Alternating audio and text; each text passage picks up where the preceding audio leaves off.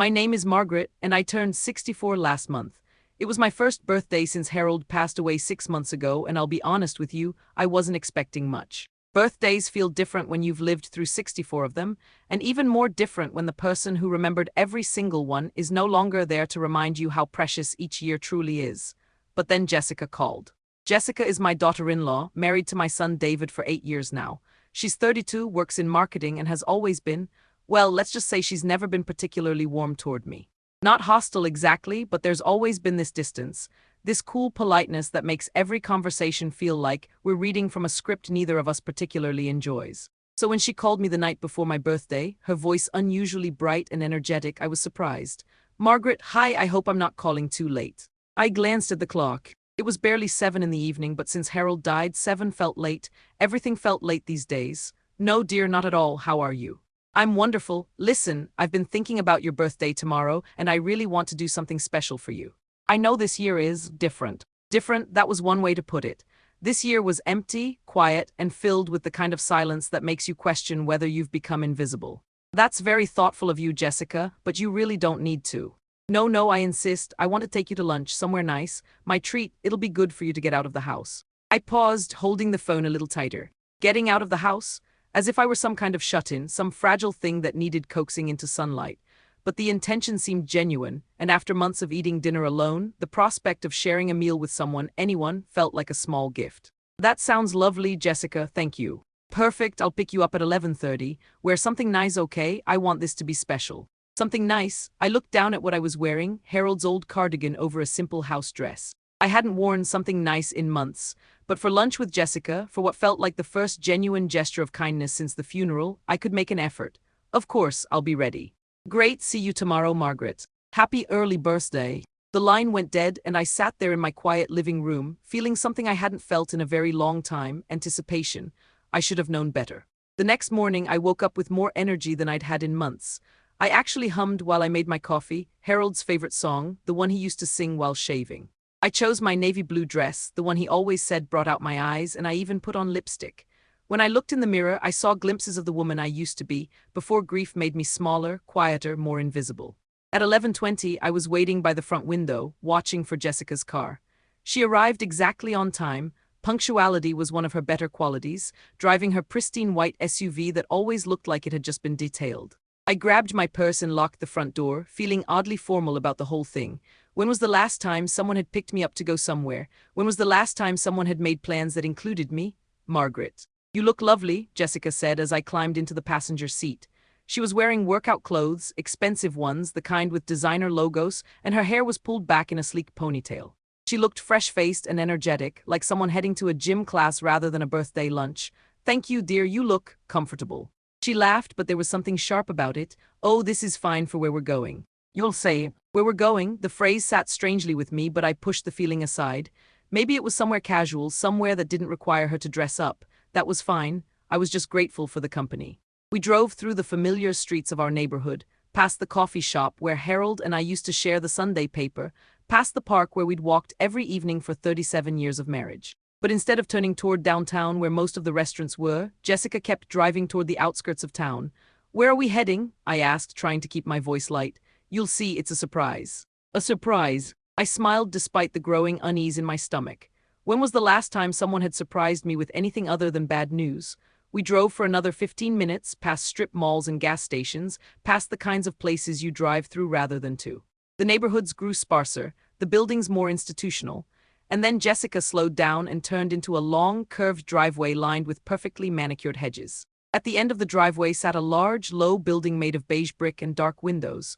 A sign at the entrance read, "Sunset Manor Senior Living Community" in elegant gold letters.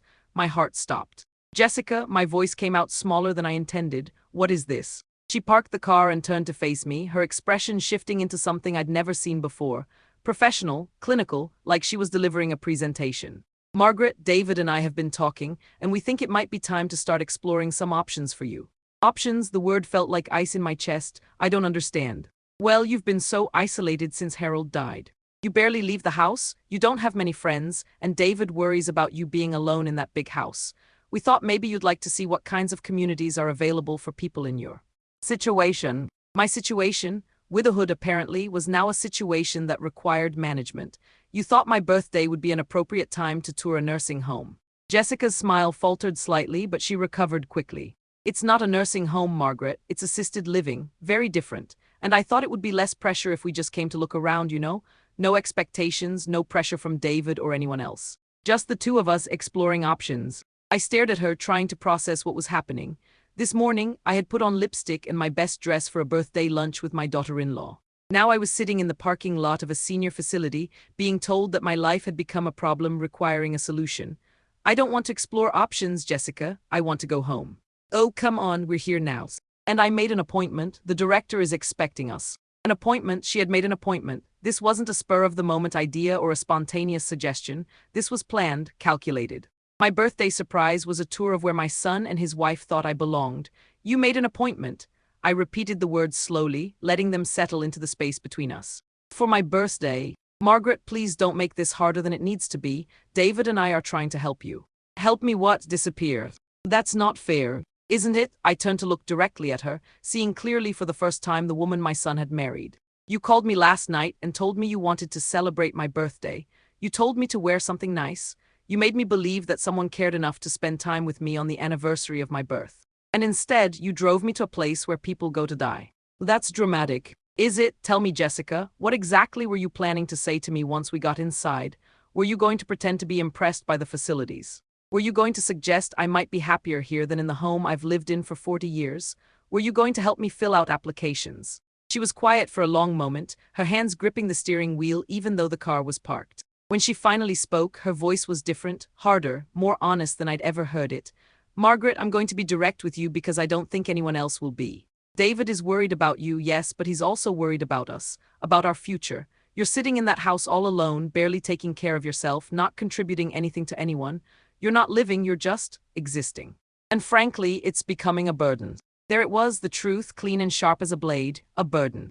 Yes, David drives over there 3 times a week to check on you. He mows your lawn, fixes things around the house, brings you groceries. He feels responsible for you, and that responsibility is affecting our marriage, our plans, our life together. I never asked him to. You didn't have to ask, he's your son, but Margaret, you're only 64. You could live another 20 years. Are we supposed to put our lives on hold for 20 years while you figure out how to be a widow? The words hit me like physical blows. Each one landed with precision, finding places I didn't even know were vulnerable. I sat there in my navy blue dress and lipstick, feeling like the most foolish woman who had ever lived. So this place, I said quietly, this is your solution. This place is beautiful, it's safe, it's social, it's appropriate. You'd have your own apartment, but there would be people around, activities, meals provided. You wouldn't be alone, and David wouldn't have to worry. And David knows about this, about today. She hesitated just long enough for me to understand. He knows we're having lunch. But not where. I wanted to present him with options. Information, something concrete to work with. Something concrete, like I was a problem requiring data, research, a business plan. I looked out the window at Sunset Manor Senior Living Community. The building was attractive, I had to admit. Well-maintained grounds, large windows, a sense of quiet dignity. It was exactly the kind of place that looked good in brochures, the kind of place where families could feel good about placing the people they no longer wanted to deal with. Jessica, I said, my voice steadier than I felt, I'm going to ask you to take me home now.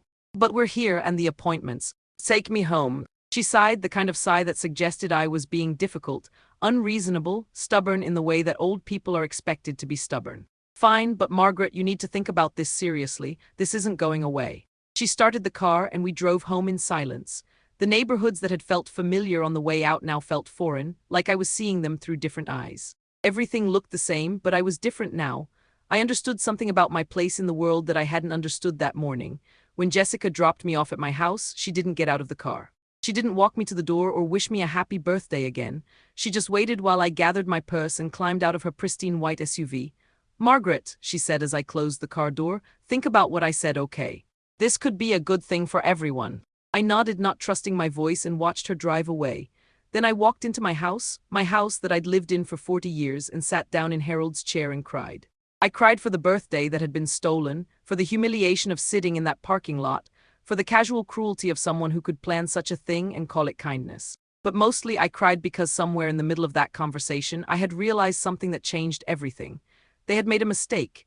A big one. You see, what Jessica didn't know What David didn't know, what nobody in my family seemed to remember, was that I wasn't just Harold's wife. I wasn't just a widow who needed managing. I was Margaret Chen, and I had been making decisions and managing things long before any of them were born. Harold and I had never talked much about money in front of the children. We'd been raised to believe that financial matters were private, that discussing assets and investments wasn't proper dinner conversation. When David was growing up, he saw his father go to work every morning and come home every evening, saw me manage the household and raise him, and I suppose he assumed that Harold was the one managing everything else. He assumed wrong. I had been Harold's business partner in every sense of the word. While he was the face of our consulting company, I was the one who managed the books, made the investments, handled the negotiations, planned the strategies. When we sold the company 5 years ago, David knew we'd retired comfortably, but he had no idea what comfortably actually meant. More importantly, he had no idea who had made most of the decisions that led to that comfort. The house David was so worried about me maintaining, I owned it outright, along with 2 rental properties downtown that generated enough monthly income to support most families. The investments Harold and I had made over 40 years had grown into something substantial enough that David's inheritance, when the time came, would be life-changing for him and Jessica. But that was when the time came. And the time came when I decided it came. I had also been Harold's caretaker during the last 18 months of his illness, managing his medications, his doctor appointments, his physical therapy, his legal affairs. I had navigated Medicare and insurance companies and hospital bureaucracies with the skill of someone who had spent decades solving complex problems. The idea that I couldn't take care of myself, that I needed to be managed or placed somewhere safe, was not just insulting, it was laughably uninformed. But more than any of that, what Jessica and David didn't understand was that I had been quiet these past months not because I was incapable or depressed or failing to thrive. I had been quiet because I was grieving, and grief requires space and time and yes, sometimes solitude. I had been taking the time I needed to figure out who I was without Harold, what I wanted my life to look like, how I wanted to spend whatever years remained to me. I had been planning, and now, thanks to Jessica's little birthday surprise, I knew exactly what those plans needed to include. The next morning, I called my lawyer. Richard Morrison had been handling legal matters for Harold and me for over 20 years. He was the kind of lawyer who remembered your anniversary and sent Christmas cards, the kind who treated legal documents like sacred trusts rather than just paperwork. Margaret, how are you holding up? I'm well, Richard. Actually, I'm calling because I need to make some changes to my estate planning. Of course, what kind of changes are we talking about? Significant ones. I'd like to set up a meeting as soon as possible. This week. Today, if you're available. There was a pause. Richard had worked with me long enough to know that when I used that tone of voice, something important was happening. I can see you at 2 o'clock. Perfect, and Richard, I'd like you to prepare some additional documents. I want to establish a trust, and I want to review David's inheritance structure. Margaret, is everything all right? Everything is about to be exactly as it should be. At 2 o'clock, I was sitting in Richard's office, wearing a business suit I hadn't put on in months. It felt good to dress like the person I actually was rather than the person other people thought I should be. So, Richard said, settling behind his desk with a legal pad and his reading glasses, tell me what's on your mind. I told him about my birthday. I told him about Sunset Manor and Jessica's appointment and the conversation in the car. I told him about David's weekly visits that had apparently become burdens, about the lawn mowing and grocery shopping that were affecting his marriage. Richard listened without interrupting, occasionally making notes, his expression growing more serious as the story unfolded. I see, he said when I finished. And what would you like to do about this? I want to protect myself, and I want to make sure that if my son is so concerned about my well-being, he has accurate information to base his concerns on. Meaning I want to establish a revocable trust that gives me complete control over my assets during my lifetime, but also makes it clear to anyone who might be interested that those assets are substantial and that my competency to manage them is well documented. Richard nodded slowly. That's certainly something we can do. Anything else? I want to change David's inheritance.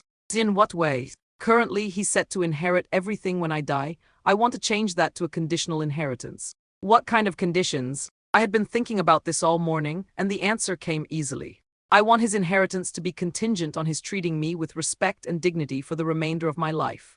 I want it clearly documented that any attempts to coerce me into living situations I haven't chosen, any efforts to manage my affairs without my consent, any pattern of treating me as incompetent or burdensome will result in his inheritance being redirected. Redirected where? Charity. Several charities, actually. Organizations that support seniors who are genuinely in need of assistance. Richard put down his pen and looked at me directly. Margaret, these are serious changes. Are you sure this is what you want to do? Richard, yesterday my daughter-in-law tricked me into touring a nursing home on my birthday because she and my son have decided I've become an inconvenience. They made this decision without consulting me, without asking what I wanted, without considering that I might have my own plans for my own life. They treated me like a problem to be solved rather than a person to be respected. I understand, but do you know what my monthly income is from my investments and rental properties? He glanced down at his files. Approximately $8,000. And do you know what the monthly fees are at Sunset Manor Senior Living Community? I imagine they're substantial.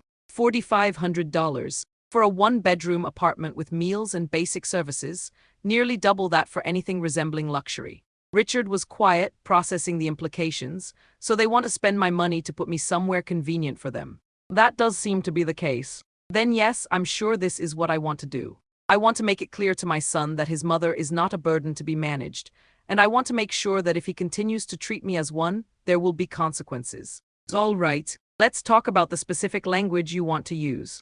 We spent the next 2 hours drafting documents that would protect my autonomy and make my expectations crystal clear. By the time I left Richard's office, I had established a comprehensive trust, updated my will with conditional inheritance clauses, and created a document that clearly outlined my mental competency and decision-making capacity. I also had a plan. That evening David called. "Hi Mom, how was your lunch with Jessica yesterday?" His voice was casual, but there was something underneath it. Curiosity, maybe guilt. It was very informative, David.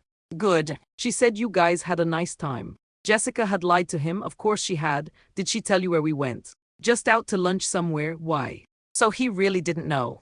She had kept the nursing home tour to herself, probably planning to present him with brochures and applications once she'd softened me up to the idea.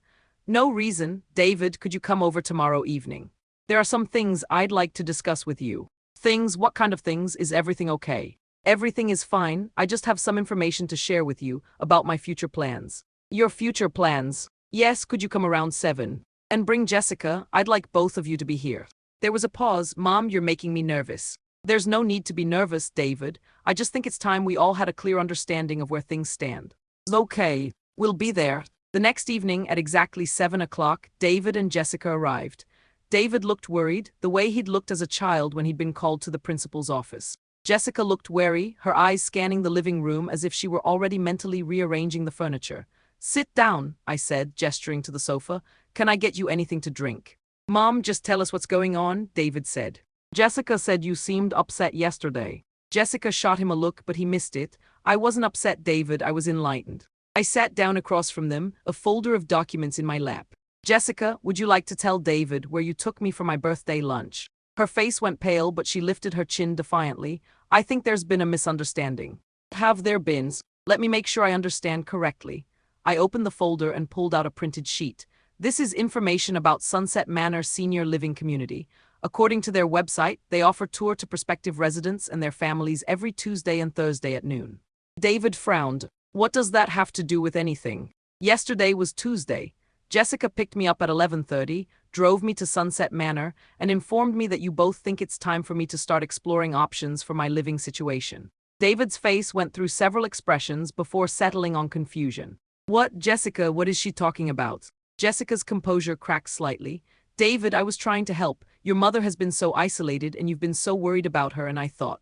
You took my mother to a nursing home on her birthday. It's not a nursing home, it's assisted living, and I thought. You thought what? David's voice was rising. You thought it would be appropriate to tour senior facilities without talking to me first? Without talking to her first? David, calm down. I was trying to gather information. On my mother's birthday. I watched this exchange with interest. David's anger was genuine, which suggested that Jessica had been acting on her own assumptions rather than following a plan they'd made together. This was actually better than I'd hoped. David, I said quietly, let me ask you something. Do you think I need to be in assisted living? He turned to look at me, his face still flushed with anger. No, Mom, I don't know where Jessica got that idea, but she got it from your behavior. My behaviors? According to Jessica, you drive over here 3 times a week to check on me. You mow the lawn, fix things around the house, bring me groceries. You feel responsible for me, and that responsibility is affecting your marriage. David glanced at Jessica, then back at me. Mom, I come over because I want to. Because I worry about you, because you're my mother. And do you feel like it's a burden? No, it's not a burden, I want to make sure you're okay. But Jessica feels like it's a burden on your marriage. Jessica feels, he stopped and looked directly at his wife. Jessica, is that true? Do you think taking care of mom is a burden? Jessica's mouth opened and closed several times before she managed to speak. David, I didn't mean it like that. I just think your mother might be happier with more social interaction, more structure. More structure like a nursing home. Assisted living. It's the same thing. I let them argue for a few more minutes, watching Jessica's carefully constructed narrative fall apart under David's genuine dismay. When they finally ran out of steam, I cleared my throat. I'd like to share some information with both of you. They turned to look at me, both breathing hard from their argument. David, what do you think my financial situation is? He blinked, caught off guard by the change of subjects. What do you mean? I mean, do you know how much money I have, how much income I generate each month? What assets I control? I know you and Dad were comfortable. I know you don't have to worry about money. Comfortable, that's an interesting word. I pulled another document from my folder. This is a financial statement prepared by my accountant. Would you like to know what comfortable actually means? David looked uncertain, but he nodded. I have assets worth approximately $2.8 million. My monthly income from investments and rental properties is just over $8,000. I own 3 pieces of real estate outright, including this house. I have no debt and no financial obligations I can't easily meet.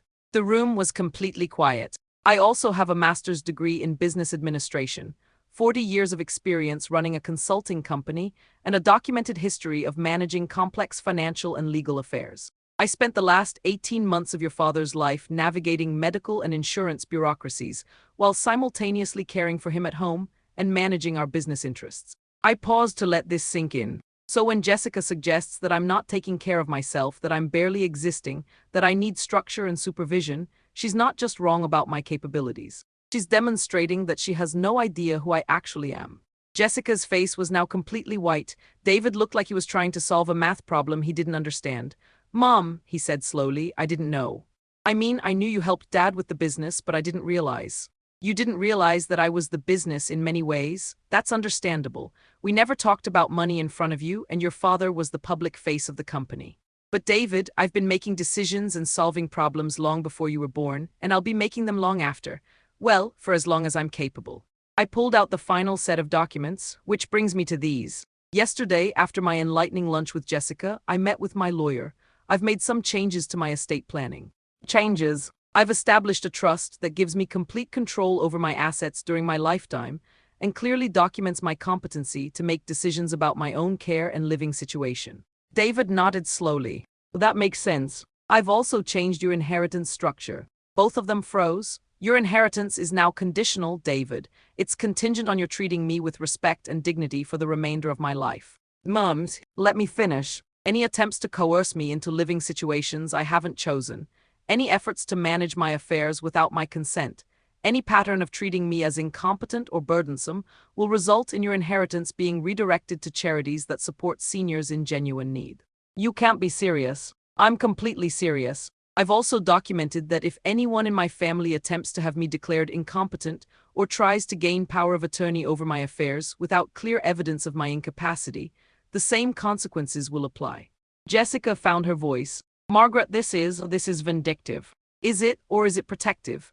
Yesterday, you took me to a nursing home on my birthday because you decided I was a burden on your marriage. You made an appointment to tour facilities where I might be housed, using my own money to pay for the privilege of being warehoused somewhere convenient for you. I was trying to help. You were trying to solve a problem. The problem being me? Well, let me solve a problem for you, Jessica. You no longer need to worry about me being a burden on your marriage. I turned to David. I won't be needing your help with groceries or lawn maintenance or household repairs. I'm perfectly capable of hiring people to handle those things, and it clearly causes conflict in your relationship. Mom, that's not what I want. What you want, David, is for me to be taken care of without it requiring anything from you. What Jessica wants is for me to be someone else's responsibility entirely.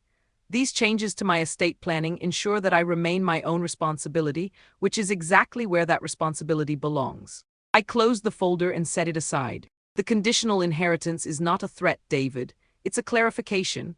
I love you, and I want you to inherit what your father and I built together.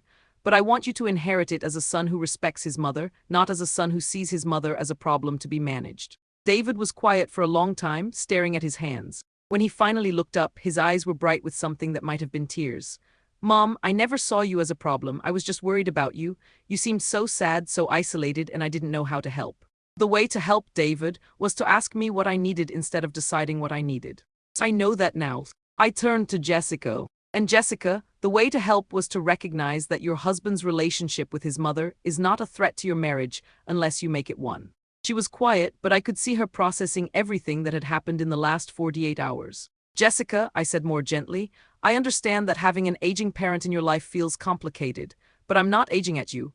I'm not getting older to inconvenience you or burden you or complicate your plans. I'm just living my life the same way you're living yours. She nodded slowly. I think I misunderstood some things. Yes, you did. You misunderstood who I am, what I'm capable of, and what my relationship with my son means to both of us.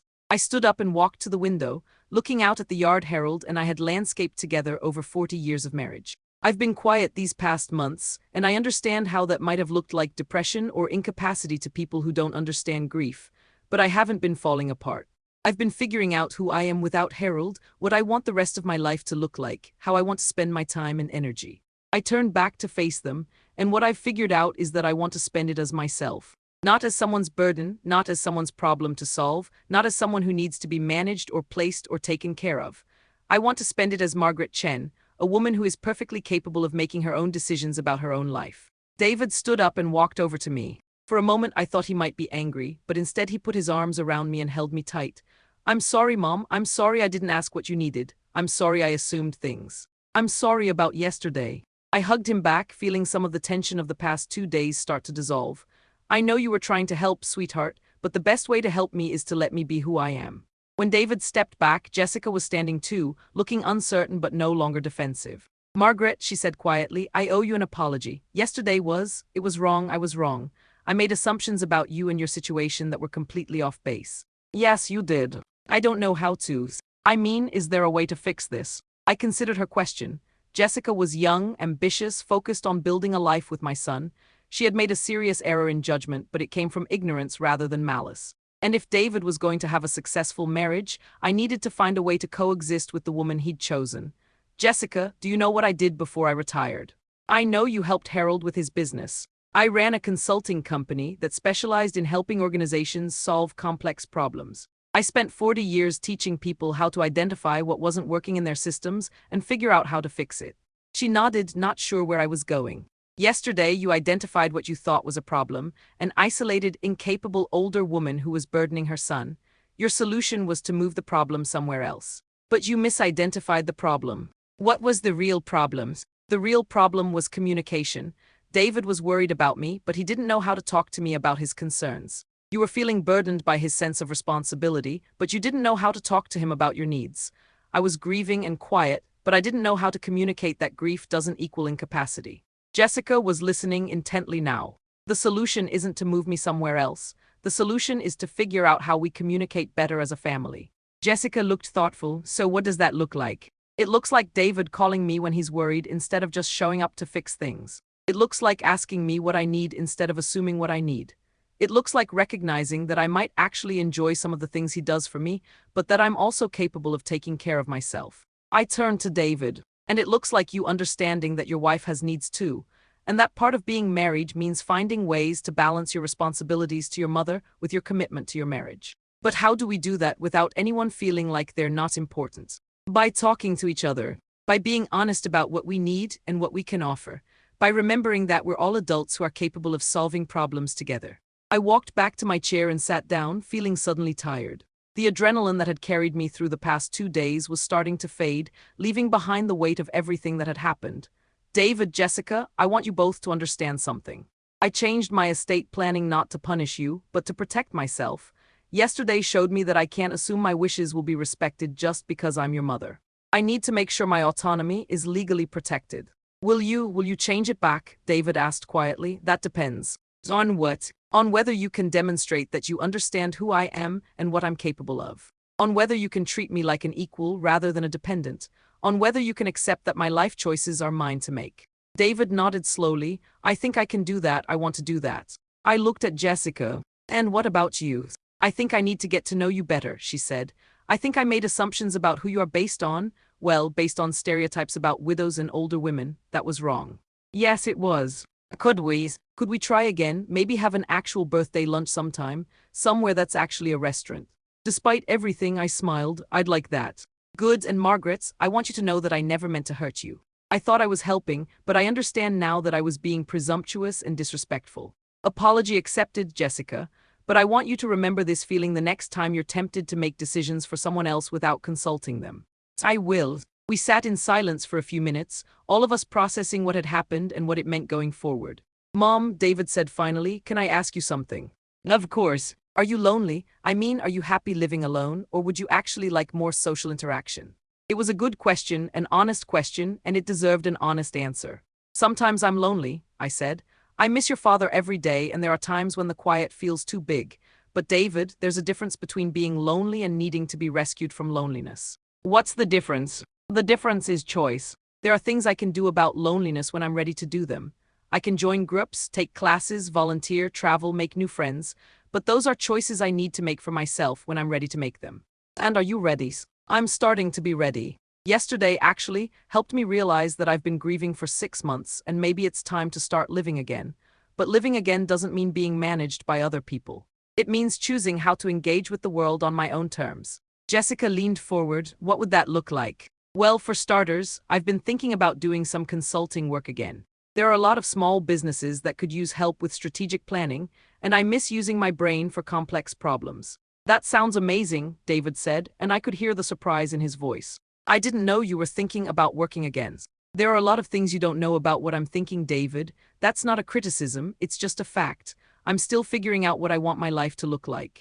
What else are you thinking about? I'm thinking about traveling. Your father and I always talked about taking a long trip to Europe, but we kept putting it off until we retired, and then he got sick. I'd like to take that trip. By yourself? Maybe. Or maybe I'll find a travel group for people my age. Or maybe I'll ask one of my friends from church if she wants to go with me. You have friends from church? I laughed. David, I've been going to the same church for 20 years. Of course I have friends there. I've just been quiet lately because I've been grieving. Right, I'm sorry, I guess I assumed. You assumed that because I was sad, I was also helpless. Those are two different things. I'm starting to understand that. Jessica was quiet, but I could see her thinking. Finally, she spoke up. Margaret, can I ask you something that might be too personal? You can ask, I might not answer. When you were talking about the conditional inheritance, were you really prepared to give away David's inheritance? Or was that mostly about making a point? It was a smart question, and it showed me that Jessica was starting to understand the complexity of what had happened. I was really prepared to give it away, I said. And I still am, if necessary. David looked stricken. Mom. David, listen to me. The money your father and I accumulated over our lifetime represents our life's work, our choices, our values. I want to pass it on to you because I love you and because I want you to benefit from what we built together. But I won't pass it on to someone who doesn't respect the people who built it. If you see me as a burden, if you think I'm incapable of managing my own affairs, if you make decisions for me without my consent, then you don't understand the values that money represents. What values? Independence, self-determination, the belief that people should be free to make their own choices about their own lives, the conviction that wisdom and experience have value and that age doesn't automatically equal incompetence. I paused, making sure he was really listening. Your father and I didn't work for 40 years so that our money could be used to warehouse me somewhere convenient when I became inconvenient. We worked so that we could live with dignity and pass something meaningful on to our children. I understand. Do you? Because yesterday, Jessica suggested using my money to pay for my own exile. That's not dignity, David. That's the opposite of everything your father and I believed in. Jessica winced. I didn't think of it that way. I know you didn't. But that's exactly what it was. You wanted to solve the problem of me by spending my money to make me someone else's responsibility. Margaret, I am truly sorry. I know you are, and I appreciate that. But Jessica, I need you to understand that this isn't just about you making a mistake. This is about a pattern of thinking that treats older people as problems to be solved rather than people to be respected. You're right. I am right. And David, I need you to understand that your inheritance isn't just money. It's a responsibility. It's a commitment to the values that money represents. What do you need me to do to prove that I understand that? It was the right question, and it gave me hope that we could find our way back to a healthy relationship. I need you to treat me like an adult who is capable of making decisions about her own life. I need you to ask me what I want instead of assuming what I need. I need you to respect my choices, even when they're not the choices you would make. And if I'm worried about you, then talk to me about your worries, ask me how I'm doing, offer help without insisting on it. Trust that I'll ask for help when I need it. Can you do that? Can you ask for help when you need it? I considered his question honestly. I'm still learning how to do that. For 40 years I was part of a team. Harold and I helped each other, relied on each other, made decisions together. Learning how to be alone, how to ask for help when I need it, how to accept help gracefully, those are skills I'm still developing. So we're all learning. Yes, we're all learning. Jessica cleared her throat. Margaret, what can I do? I mean, how can I make this right? You can get to know me, the real me, not the version of me you assumed existed. You can ask me about my life, my interests, my experiences. You can treat me like a person you're interested in rather than a problem you need to manage. I'd like that. Good. And Jessica, you can also remember that David's love for me doesn't diminish his love for you. Family relationships aren't zero-sum games. There's room for both of us in his life. I think I was afraid that there wasn't. Why? Because you and Harold had such a strong marriage, and you raised David, and you have all this history together. I felt like I was competing with something I could never match. You're not competing with me, Jessica. You're building something different with David. Your marriage is yours to create, and it doesn't have to look like mine and Harold's marriage. But David cares about you so much. And that's a good thing. That means I raised a son who knows how to love people and take care of people. Those are qualities that will make him a better husband, not a worse one. Jessica was quiet for a moment, processing this. I never thought of it that way. Most people don't. We're taught to think of family relationships as competitive rather than complementary.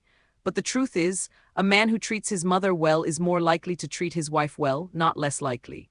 David was listening to this conversation with an expression of growing understanding. Is that why you changed the inheritance structure? To make sure I keep treating you well? Partly, but also to make sure you understand that how you treat me reflects who you are as a person. The money we're talking about isn't just an inheritance, David. It's a measure of whether I succeeded in raising a son who embodies the values your father and I tried to teach you. And if I fail, then the money goes to people who are living those values instead of just inheriting them.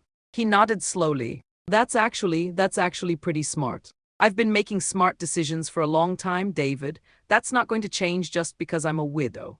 I'm starting to understand that. We sat quietly for a few more minutes, all of us thinking about what came next. So where do we go from here? Jessica asked. Well, I said, first we're going to have a proper birthday celebration. I still haven't had my birthday lunch. Where would you like to go? David asked. Actually, I'd like to cook for you, both of you. I want to make dinner for my family in my house, the house that I'm perfectly capable of maintaining, and I want us to talk about normal things like normal people. That sounds perfect, Jessica said. And then we're going to establish some new patterns. David, I want you to call me twice a week instead of driving over here 3 times a week. If I need help with something specific, I'll ask for it. Otherwise, I want our visits to be about spending time together, not about you taking care of me. I can do that. Jessica, I want you to come with him sometimes. I want us to get to know each other as people, not as rivals for David's attention. I'd like that too. And I want both of you to remember that I'm still here, still capable, still making decisions about my own life. I might make decisions you don't agree with, but they're mine to make. Understood, David said. One more thing, I said, pulling a business card from my folder. This is my lawyer's card. If either of you ever has concerns about my mental competency or my ability to care for myself, you call him. He'll arrange for proper medical and psychological evaluations. You don't make decisions about my capacity, professionals do. Mom, I would never.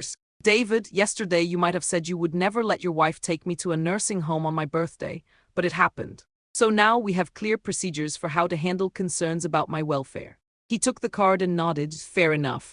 I stood up and walked to the kitchen, feeling lighter than I had in months. Not just because the confrontation was over, but because I had remembered something important about myself. I was good at solving problems. I was good at taking care of business. I was good at being Margaret Chen. Who wants coffee? I called from the kitchen. I do, David said. Me too, Jessica added. As I made coffee in the kitchen I'd been using for 40 years, in the house I'd been living in for 4 decades, I thought about everything that had changed in the past 48 hours. I thought about Sunset Manor Senior Living Community and Jessica's appointment, and the moment in the car when I realized I had been underestimated. But mostly, I thought about the future. About the consulting work I wanted to take on, the trip to Europe I wanted to plan, the life I wanted to build as a widow who was capable of building her own life. I thought about David and Jessica, and how we were all going to learn to be a family that included a strong, independent older woman instead of a family that managed a weak, dependent one. And I thought about Harold and how proud he would be that I had stood up for myself, that I had remembered who I was, that I had refused to be diminished by other people's limitations. When I brought the coffee back to the living room, David and Jessica were sitting closer together on the sofa, talking quietly. They looked like a couple again instead of two people managing a crisis. "Thank you," Jessica said as I handed her a cup, "for the coffee and for giving me a chance to understand." "Thank you for being willing to understand." "Mom," David said, "I have a question." "What's that?" "When you were talking about taking a trip to Europe, would you want company? I mean, Jessica and I have been talking about taking a real vacation and maybe we could." "Are you asking if you can come with me?" "I'm asking if you'd like us to come with you. If you think it would be fun to travel together." I looked at both of them, seeing something I hadn't seen before. Two young people who were actually interested in spending time with me, not because they felt obligated to, but because they wanted to. "I think that could be wonderful," I said, "as long as we're clear that it's a vacation, not a caregiving mission." "Understood," Jessica said, "just three adults having fun together." "Three adults having fun together," I agreed. And for the first time since Harold died, I found myself looking forward to something. Not just the trip, but the process of planning it, the conversations we'd have, the memories we'd make. I found myself looking forward to being myself again. Later that evening, after David and Jessica had gone home, I sat in Harold's chair with a cup of tea and looked around my living room. Everything looked the same, but something fundamental had shifted. The silence felt different, not empty but peaceful, not lonely but calm. I picked up the phone and called Richard Morrison. "Margaret, how did your conversation go?" "Very well. I won't be needing to make any changes to the conditional inheritance structure." "I'm glad to hear that. But I do want to set up a meeting next week. I'm thinking about doing some consulting work, and I want to make sure my business insurance and liability protections are current." "Consulting work, that's wonderful." "Yes, it is. I'm ready to start being busy again." "I'll set up a meeting. Anything else?" "Actually, yes. I want to make a substantial donation to organizations that support seniors who are genuinely at risk of exploitation or abandonment. Can you research some options for me?" "Of course, any particular focus?" "Legal advocacy for elderly people, programs that help seniors maintain their independence, organizations that fight against age discrimination." "I'll put together a list." "Thank you, Richard." "Margaret, I'm proud of you. What you did this week took courage." "No, Richard, what I did this week was remember who I am." The courage was always there, I just forgot I had it for a while. After I hung up, I went to my bedroom and looked at myself in the mirror. I was still wearing the business suit I'd put on for my meeting with Richard 2 days ago. I looked professional, competent, strong. I looked like Margaret Chen. Tomorrow I would start making plans. Real plans for a real life, for a real future. I would research consulting opportunities and travel options and all the possibilities that opened up when you remembered that being a widow didn't mean being weak. But tonight, I would just sit in my quiet house and appreciate the peace that came from knowing that I was exactly where I belonged. In control of my own life, making my own decisions, determining my own future. The phone rang, interrupting my thoughts. I glanced at the caller ID and smiled. "Hi, David." "Hi, Mom. I just wanted to call and say thank you." "For what?" "For standing up for yourself. For not letting us make decisions for you, for showing me who you really are." "You're welcome. And Mom, I love you, not because I feel sorry for you or because I think you need taking care of. I love you because you're strong and smart, and you raised me to be a better person than I was being." "I love you too, sweetheart. Get some rest, okay? And Mom." "Yes, happy birthday. I know it's a few days late, but I wanted to make sure I said it right." "Thank you, David. This has actually turned out to be a very good birthday after all." After I hung up, I made myself another cup of tea and sat down with a notebook to start making lists. Plans for consulting work, ideas for the Europe trip, organizations I might want to volunteer with, classes I might want to take. For the first time in months, I had more ideas than I had time for. For the first time since Harold died, I felt like myself again. And tomorrow I would start living like myself again. But tonight I would just sit in my house that I owned and maintained and lived in by choice, and appreciate the quiet satisfaction of a problem well solved, a lesson well taught, and a life well lived. At 64, I was just getting started. If Margaret's story resonated with you, if you believe that wisdom and experience deserve respect, and if you think that age should bring dignity rather than dismissal, then you're in the right place. Here at Wisdom Strikes Back, we share stories of seniors who refuse to be underestimated, who stand up for themselves, and who prove that strength comes in many forms. Every week, we bring you real stories of older adults who faced disrespect, exploitation, or abandonment, and who found ways to reclaim their power and demand the dignity they deserve. These aren't stories about victims. They're stories about survivors, fighters, and people who understand that experience is the greatest teacher of all. If you enjoyed Margaret's journey from vulnerability to empowerment, please hit that subscribe button and ring the notification bell. Your subscription tells us that you value stories